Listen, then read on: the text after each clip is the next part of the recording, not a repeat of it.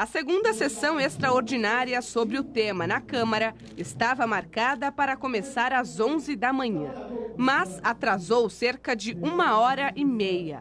O projeto prevê aumento de 3% para 5% no imposto sobre serviços para empresas que atuam no porto. Os vereadores aprovaram a medida de forma unânime. Já amanhã, o corpo técnico da Câmara preparará o autógrafo de lei e será protocolado na prefeitura para que o prefeito sancione e faça a promulgação, que é publicar no Diário Oficial, já para que a lei possa entrar em vigor o ano que vem. O novo percentual passa a ser cobrado a partir de abril, aqui no Guarujá e em Santos, que também aprovou o reajuste.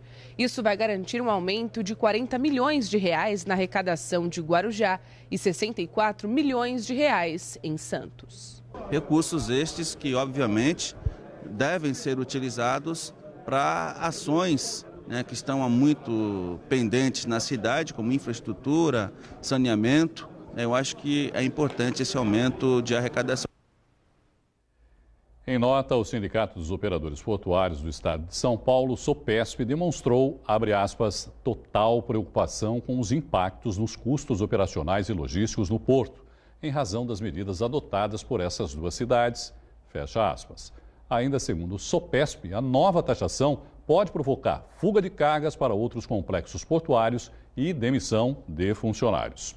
Sobre o aumento do ISS para empresas ligadas ao porto e também outros assuntos, eu converso com um economista, professor de EAD, do curso de EAD de Gestão Financeira Pessoal e Familiar e Gestão Pessoal de Investimentos em Renda Fixa e Variável da Unisanta, Gabriel Sarmento Eide. Gabriel, boa noite, obrigado, por participar aqui com a gente. Esse aumento de imposto vai afetar de que maneira as empresas portuárias, professor? Então, todo aumento de imposto ele sempre vai gerar um efeito em cadeia. Não tem como ele não gerar efeitos tanto na receita da empresa, aumentando suas despesas, e efeitos sociais. Que vai ser transferido para o consumidor no fim da história também, né, professor? Sempre vai para o elo mais fraco, que é o consumidor. Mas não só o consumidor nesse caso, porque como nós estamos falando de empresas portuárias, sim, o produto delas não necessariamente vai diretamente para o consumidor. Tá, é uma cadeia grande. É uma cadeia longa e, consequentemente, o elo fraco aqui vai ser o funcionário. É quase que natural que a empresa, para reduzir os custos, ainda em vistas dessa nova CLT, ela venha fazer alterações na sua mão de obra, ocasionando demissões, novas contratações com salários mais baixos, para equilibrar as finanças. A empresa ela tem que dar lucro, ela tem que sobreviver e ela vai tentar buscar esse equilíbrio onde for possível. Principalmente na iniciativa privada, né, professor? Principalmente na iniciativa privada. Esse equilíbrio não tem como e se for preciso demissões, as demissões vão ser... Vai ter que ser feito. Antes demitir alguns poucos do que fechar a empresa. Até porque essa nova CLT também já tem causado isso, porque a gente tem isso em universidades aí, por exemplo, sim, né, que estão demitindo um número enorme de professores, por exemplo. Também, no interior de São Paulo, as grandes empresas que têm muito chão de fábrica também já fizeram uma redução muito grande da mão de obra para se adequar à nova lei. A demissão é a melhor maneira, é a melhor fórmula para equilibrar despesas, professor? Dentre os gastos hoje do Brasil, a mão de obra é um peso muito grande. Porque o empresário brasileiro parece que nesses momentos o primeiro pensamento dele é demitir, né, funcionários. Muitas vezes é a única alternativa. Às vezes ela tem uma linha produtiva que não tem que ser alterado. Então ela vai buscar as soluções onde ela tem onde trabalhar. E infelizmente muitas vezes é a mão de obra. O SOPESP alega aí, segundo, né, a nota que eles nos enviaram, que isso pode causar fuga de cargas para outros portos. Pode realmente acontecer isso? Quer dizer, a cobrança desse ISS é menor nos outros portos? Porque me parece que os outros portos já cobravam mais até do que aqui. Aparentemente, praticamente todos os portos já estão cobrando a mesma taxa, com exceção, acho que, do Paraná. Mas quer dizer, mesmo aqui assim, é onde se cobrava menos, aqui é onde se cobrava menos, exatamente. Mas não é uma questão simples. Você não pode alterar o fluxo de uma carga logístico, seja por ferrovia ou rodovia, para um outro estado. Não é um processo fácil, muito menos barato. Então, o desvio de carga é um dos menos possíveis. Uma solução simplista, né, professor? Não, e bem difícil. Só pouquíssimas cargas podem ser transferidas assim de porto. Não é um processo fácil. Bom, vamos aguardar daqui mais para frente, quando entrar em vigor, porque parece que só em abril aí a gente vai também ter uma posição mais consolidada. Mudar um pouquinho de assunto, aproveitar a sua presença aqui, professor, falar de educação financeira. A segunda parcela do 13º deve ser depositada amanhã, muita gente já recebeu a primeira parcela. Qual é a melhor maneira para se utilizar esse dinheiro a mais que todo mundo recebe no final de ano, professor? Todo dinheiro a mais, seja FGTS, 13º, a venda de umas férias, você tem que pôr na ponta do lápis e ver como está a sua situação financeira. Se você tem algum tipo de dívida, sempre antecipe. A taxa de juros no Brasil é uma das maiores do mundo. Pagar dívidas. Pagar dívidas e antecipar dívidas. Sempre. Não pense depois fazer um investimento ou pegar esse dinheiro e gastar. Primeiro equilibre as contas. Aproveita já final de ano, uma resolução boa para o ano que vem. Mas não é fácil, né, professor? Não, porque a não gente sabe. Não é da cultura do brasileiro esse planejamento financeiro, principalmente. Nem das empresas. Nem das empresas. Nem das empresas. É uma das principais causas de falência no Brasil. Falta de planejamento financeiro. Lamentável, né? Lamentável. Isso. E vai dessa cultura. A gente não tem a cultura em casa de pegar o dinheiro, primeira coisa. Vamos pensar nas dívidas? Quais são? Vamos quitar. Vamos equilibrar as finanças. Vamos ganhar um fôlego a mais. Para daí pensar no que fazer com o dinheiro. O problema é que muitas vezes a pessoa vai e primeiro gasta. Depois ela percebe o rombo no seu orçamento. Agora, professor, se não der para segurar essa tentação de gastar, porque vamos combinar também, né? A pessoa o ano inteiro trabalhando, tal, chega no final do ano também, quer se dar o prazer de poder comprar alguma coisa ou presentear alguém, não é verdade? Sim. Qual a melhor maneira, então, se esse for o caso, de como gastar esse dinheiro? Com equilíbrio. Quer gastar um pouco? Separa uma parcela desse valor para as dívidas e separa outra parcela para dar os presentes das pessoas no Natal. E buscar pagar à vista. Sempre busque pagar à vista. E se você quiser uma outra dica legal, tenta pagar em dinheiro.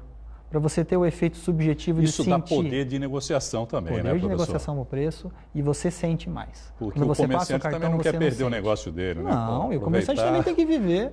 Se não tiver comércio, melhor um pássaro na mão agora do que 2 voando, como a gente costuma dizer. Com certeza absoluta. Bom, o final do ano está chegando aí, é importante, obviamente, que tenha esse planejamento, e as pessoas também têm que pensar, porque justamente no começo do ano agora, né, professor, muitas contas, né? Eu recebi meu carnê de IPTU hoje, eu já sei que eu vou ter que pagar meu IPVA também agora em janeiro, então as pessoas também têm que pensar um pouquinho nisso. Matrícula das escolas. Matrícula das escolas, material escolar também. Janeiro e fevereiro costumam ser os meses de maiores gastos.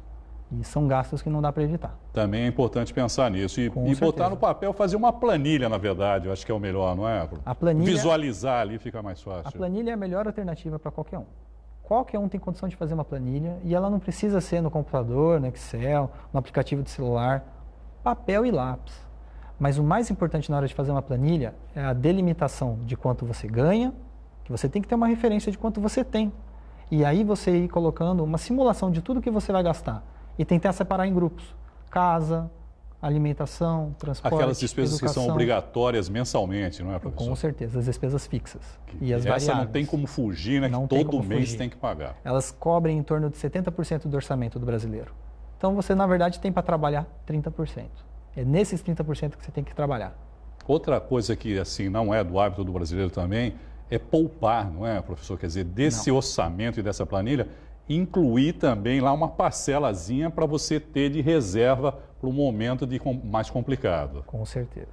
Menos de 10% da população brasileira tem o hábito de poupar regularmente. Qual o ideal? Existe uma porcentagem ideal para se tentar? A partir de 5% da sua renda. Pelo menos 5%? Pelo menos 5%. E eu diria que o limite máximo de 15% já está excepcional. Já está ótimo. Mas tem uma coisa muito importante na hora de poupar. Não tenha uma poupança.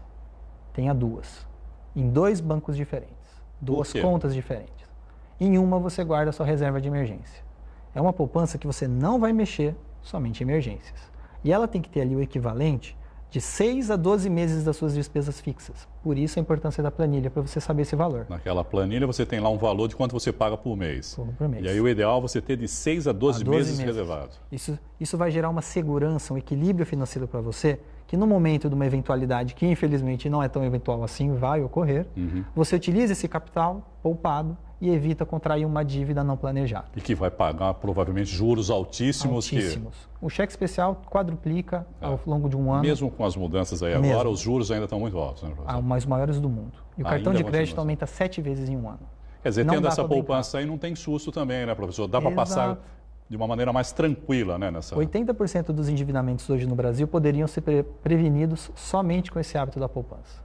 Depois que você consolidou essa poupança, que você pensa em fazer uma outra poupança para investimentos. Falar um pouquinho também da reforma da Previdência, professor. Como que o senhor avalia as propostas que provavelmente devem ser votadas, né? Agora ficou para fevereiro, a votação dessa reforma da Previdência? A reforma ela ainda está muito turva sobre o que realmente vai acontecer. Mas, independente do que seja negociado na Câmara, vão ocorrer alterações. principalmente por conta da alteração da CLT, que já reduziu a quantidade de contribuições previdenciárias. Então, a Previdência vai ter que se adequar a essa nova realidade. É inevitável que haja essa reforma, né? Isso é ponto pacífico. A partir do momento que a CLT passou, a Previdência foi afetada. O brasileiro precisa começar a criar o hábito de poupar. Nem 5% dos brasileiros hoje tem uma poupança financeira, que é carro quitado, casa quitada e uma poupança para aposentadoria. É um valor muito, muito baixo. O brasileiro não pensa na aposentadoria. Não né? pensa. A previdência privada no país é... E ela também, além de ser baixa em termos de volume, ela também não está rendendo muito. Há a falta da educação financeira. O brasileiro precisa assumir essa responsabilidade. Põe na cabeça que de cada 10 decisões do seu dia, 9 envolvem dinheiro. Por que não estudar como utilizar esse dinheiro de maneira mais eficiente? Tem tantas alternativas. Nós temos um dos melhores mercados financeiros do mundo, dos mais seguros e mais regulamentados, repletos de seguranças e garantias. E as alternativas vão de R$1 a R$100 de investimentos. É o caso de se ter uma matéria para a criançada, por exemplo, de educação financeira? Com certeza absoluta. Alguns estados do Brasil já discutem para desenvolver essa cultura, porque não é da cultura realmente do brasileiro e é mais do que nunca importante nos tempos que nós vivemos. Não só nos tempos que nós vivemos, mas é importante, né? Sempre foi. Controlar as suas finanças. Né? Com certeza. Professor, aproveitar aqui que o senhor está aqui, falasse um pouquinho, aproveitando, sobre os 2 cursos de gestão aqui da universidade. Nós temos 2 cursos já disponíveis, já estão com inscrições abertas e já estão ocorrendo. São cursos de extensão no módulo EAD e você pode entrar no curso e fazer ao seu ritmo, no seu tempo. Sim. Um fala de gestão financeira pessoal, em que o foco é a pessoa aprender a organizar as suas finanças, mas não só pela parte matemática da coisa. Ele vai aprender os conceitos de cheque especial, cartão de crédito, empréstimo pessoal, financiamento, seus direitos do consumidor e portabilidade de crédito. É um curso prático, que eu elaborei durante os anos que eu estive trabalhando na Unicamp com o programa de educação financeira lá. Uhum. O foco é ele alcançar o equilíbrio financeiro e depois a estabilidade financeira. Feito esse curso, o essencial, o recomendável é que ele faça o segundo curso, que é o Gestão de Investimentos em Renda Fixa e Variável. Esse curso é um curso sem nenhum viés. Não é elaborado por alguém que trabalha no mercado financeiro. É elaborado por alguém que trabalha com educação. Uhum. É um curso que ele vai entender e compreender em detalhes as vantagens e desvantagens, os custos e as tributações e o funcionamento de todos os principais investimentos, tanto em renda fixa quanto variável no Brasil, e vai ter confiança para começar a fazer o seu próprio planejamento e não depender de ninguém. E aí ele vai alcançar a autonomia financeira e depois a independência financeira. Bem legal esses 2 cursos, né? Sim. Isso é mercado financeiro, tal, para mim é sopa de letrinha também. Né, é verdade. Rapidinho, professor, o senhor tem um blog também? A gente acabou de lançar um blog, se chama Vamos Falar de Dinheiro, legal. Aqui no portal da Unisanta. E a partir dessa semana começam a sair as postagens. Eu vou tratar de todos os assuntos relacionados a dinheiro. Acessa pelo unisanta.br? Pelo portal da Unisanta.com, portalunisanta.com.br. Portalunisanta.com.br. Isso. Lá tem a seleção do Vamos Falar de Dinheiro. Nesse portal, nesse blog, a gente vai postar bastante reportagens e bastante perguntas e respostas dos dia a dia dos meus alunos também. Eles trazem perguntas cotidianas, de situações financeiras, eu vou trazer as respostas no blog. Professor Gabriel Sarmento, muito obrigado, viu, pela entrevista e uma boa noite. Para você também, boa noite.